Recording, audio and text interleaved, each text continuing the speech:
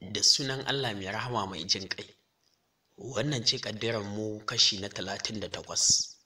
Kafin ka ce me, tuni hira ta ɓarke a tsakanin Ummita da Amar. Tun tana makale jikinta har ta haƙura, shi kuma Ma'aruf hankalinsa na ga Ahmed.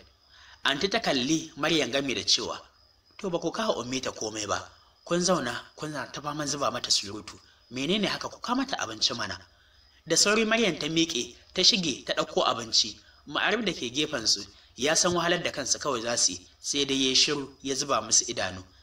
Duk yawan uban surutun da suka ɓata lokaci suna yi ba ta fiye cewa komai ba, sai dai ta saki ranta ba kamar ɗazu ba. Kusan awa ɗaya su Maryam da Aslamiya suka ɗauka suna zuba uban surutu kamar parrot, ko bakinsu baya gajiya da magana. Cikin ƙosawa da surutun nasu, Ma'arif ya miƙe, to anti mu za mu wuce. Daga zuwanku ko abinci fa ba ku ci ba. Dan kai dama na san cewa ba ci za kai ba, amma ita Ummita ka bari ta ci wani abu ko? Ita ma a ƙoshe take anti. Ya faɗa kan game da ɗansa ta kallanta ya ji ko za ta ci wani abu. A daidai wannan lokacin ne ita ma ta kalli inda yake, idanunsu ya sarƙe a cikin na juna. Take zuciyoyinsu suka buga da matsanancin ƙarfi, da sauri suka janye idanunsu. Akan hanyarsu ta komawa gida, Ummita ta juya masa baya tana kallon gefen titi. Haushin abin da ta yi ya ji, don kallo ɗaya za a musu, a fahimci rashin ɗaukarsa da muhimmanci ne ya jawo haka. Take soma tunanin abin da zai mata don ya dawo da fuskar ta gare shi, ko kuma ta maido idanunta ga kallon gaban motar. A hankali Ummita ta ji saukan muryarsa a cikin kunnuwanta. Kada ki jefa min uwa cikin fargaba da zulumi da wannan banzan tunanin naki. Ummita ba tare da ta juyo ba ta ce, ita ɗin fa mahaifiyata ce, kuma kowa sun tsoyayya da ke tsakanin uwa da ɗa. Ta yi magana ba tare da ta juyo ta dubi inda yake ba. Ya ce, ko ma dai menene, ki adana damuwarki ta tsaya iyakanki kawai ba tare da ta shafi mahaifiyata ba. Ummita bata sake ce masa komai ba, ta girgiza kai tare da ɗaukar gorar ruwan roba da ke ajiye a tsakiyarsu, ta kura tare da ƙoƙarin kawar da damuwar da ta soma bayyana akan fuskarta. A watannin baya ta hangi abubuwa da yawa a tattare da shi da ta rasa sahihin da za ta ɗaura domin sanin gaskiyar abin da ke tattare da zuciyarsa. Sai dai a yanzu da take cikin halin damuwa, ta sake fahimta komai, ta kasa amincewa kanta Ma'aruf mai ƙaunarta ne kamar yadda mutane da yawa suka sha faɗa mata. Ina ma Raihan bai furta abin da ya furta a gare su ba.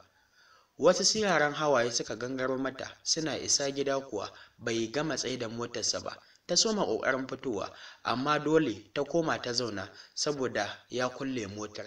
Ummita tana zaune, Ma'aruf ya gama daidaita tsayuwar motar, haɗi da share ta, har sai da ya gama shan ƙamshinsa, sannan ya buɗe motar, ta fito tana fidda numfashi.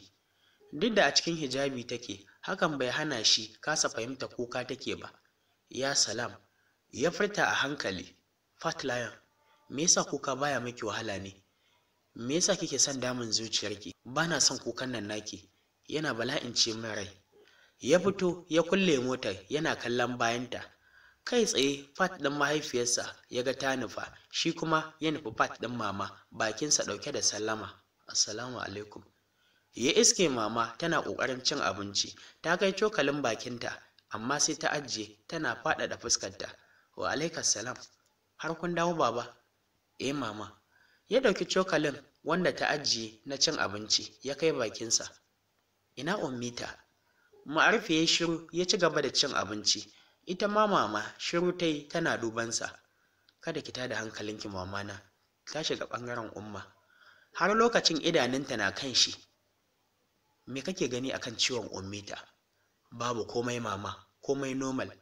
Ya sake kai cokali cikin bakinsa. Mamana, gurinki zan kawo su Haima fa, ki koya mata girki, dan gaskiya girginki babu ƙarya. Kai baba, ta ce maka bata iya girki bane ko me kake nufi? Mama da yawan fa 'yan matan nan ba su iya komai ba sai fanti akan fuskarsu, ni kuma akan haka za a iya samun matsala da ni.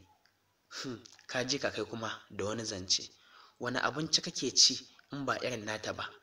Ya labarin jikin mamanta kuwa? Ma'aruf ya haɗiye abincin ya kora ruwa gami da cewa ta ji sauƙi sosai, dawowar ce dai ba za su yi ba, Ni addu'a ta ma su yi ta zama a can kada su dawo, saboda aurenta ma ya soma fita daga kaina. Duk akan zaman jinyar ne kake faɗin haka babana? Ma'aruf ya shiru ba tare da ya ce ofan ba. Ka fa dinga haƙuri baba, uwa fa ta fi ƙarfin komai. No mama, ba akan shi bane, akan wata 'yan matsala ne, amma shi ma na yi solving ɗinta, ki taya ni da addu'a mamana. Insha Allahu zan taya ka, amma wace matsala ce wannan? To ko akan batun aurenka da Ummita ne? Ma'aruf ya girgiza mata kai dan baya son ta dinga shiga damuwa ko kaɗan. Mama ba ta yadda ba, amma ganin ya ƙi gaya mata, dole ta haƙura ta yi shiru, sai dai ta kasa samun nutsuwa. Abincin ma tsakura ta koma tana yi. A cikin kwanakin Ummita ta gama iddarta, a ranar babu wanda bai kuka ba. Mutuwar Raihan ta dawo masa sabuwa, barin ma mahaifiyarsa da duniya ta yi wa raɓar kunu. Ba ta san iya son da take wa ɗan nata ba, sai da ta rasa shi, a sannan ne ta fahimci duk cikin 'ya'yanta ta fi son shi. A ɓangaren Ummita kuma ba ta sauya ba, ganin damuwa ta yi ta mata yawa, hakan ya sa Ma'aruf shi ma ya tausasa zuciyarsa a kanta, yana son ya jawo ta zuwa jikinsa, amma yanayin da yake ji ke hana shi aikata hakan. Kayan marmari ya sa mama ta kawo mata, bayan ya sa ta a gaba ta ci abinci da ba wani na kirki ta ci ba, ta ɗan zauna na kamar minti 10, sannan ya tura mata kayan fruit ɗin. Ki sha kafin ki kwanta. Ya tsina fuska ta yi, amma ganin yadda ya haɗe rai tamkar hadari, hakan ya sa ta soma sha. Bayan ta gama sha sai da ta minti 10 sannan ta kwanta, haɗe da ƙanƙame jikinta a waje ɗaya. Bargo ya janyo mata, zuciyarsa na harbawa lokacin da ya kusa da kunnenta, a sannan ne ya soma magana saboda ya gama karanta ta tsaf. Lallashi take bukata daga gare shi. Haba Fat Lion, me yasa ba za ki sauya ba? Ki sanya zuciyarki, ki sa zuciyarki ruwan sanyi. Likita ya faɗa miki illar damuwa a gangar jikin nan naki. Duk abin da kike so ki faɗa min ko kuma mama. Numfashinsu ya nemi tsarkewa a waje ɗaya saboda kusancinsu da juna. Ya yi saurin miƙewa, ya zauna a daidai fuskarta, idanun shi na kanta. Wai ma menene abin damuwa Fat Lion? I think kafin yanzu ba kya son Raihan. Yaushe na faɗa maka ba na son shi? Idan ma ba na son shi, magana da kenan. Yanzu da zan gan shi, zan so shi fiye da komai da ni kaina ma. Ummita ta yi magana tana limshe idanunta, tare da ƙoƙarin ɓoye damuwa da ta bayyana a kan fuskarta. Ma'aruf ya taɓe baki yana hararta don ya san duk gulmace. Wa ya san alƙiblarki?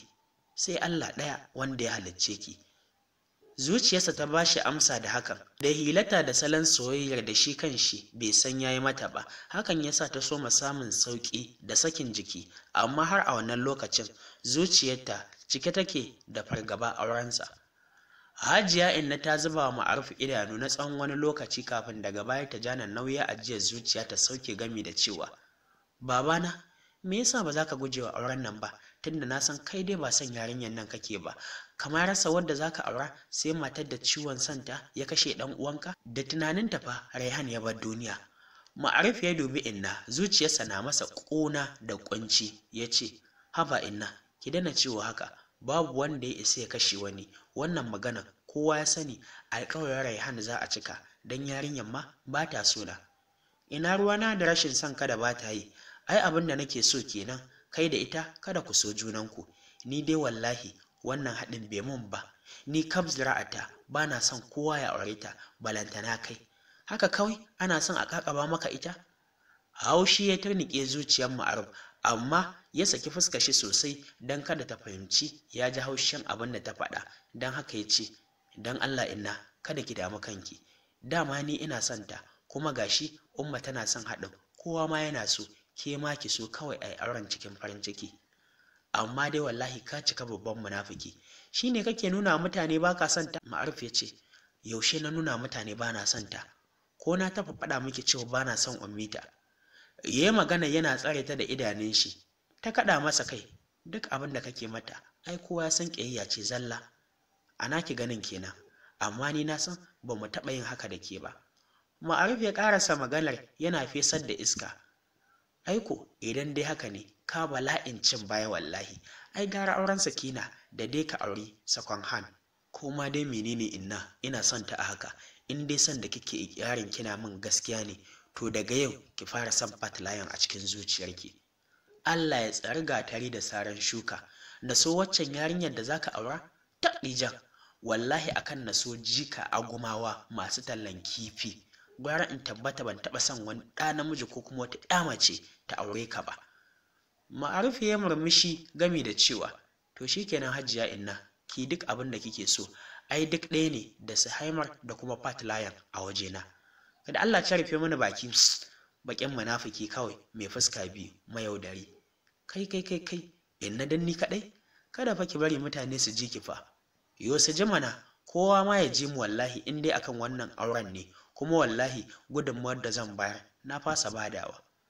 Ma'aruf ya shiru yana kallanta, kullum cikin damuwa da fargaba auren Ummita yake, kuma duk abin da ya faɗa mata ya dai faɗa ne, ba wai hakan ce a cikin zuciyarsa ba. Sai gashi ya nasarar tsinta kanshi a cikin farin ciki da nishaɗi. Ya gyara zama tare da haɗe fuska ya ce, shikenan tunda haka kika ce, ni ma zan saka kaina a cikin damuwa da tunaninta, daga ƙarshe ciwon zuciya ya kama ni ta sanadin soyayyarta na mutu kamar yadda Raihan ya. Kin ga kin yi asarar jikokinki har guda biyu, daga ƙarshe ta rayu ta auri wanda ya fi mu gaba ɗayan mu komai. Hajiya Inna na gama jinsa ta rushe masa da kuka. Yaya zan yi? Haka zan haƙura na zuba muku idanu ko ba na so? Duk abin da ka shuka ai shi zaka girba, wala kairan ko sharar. Duk abin da uwarta take, Allah na kallanta, dan bata haifa da yawa ba, shine za ta dinga bin jikokina da bita da kulli. Ta ci gaba.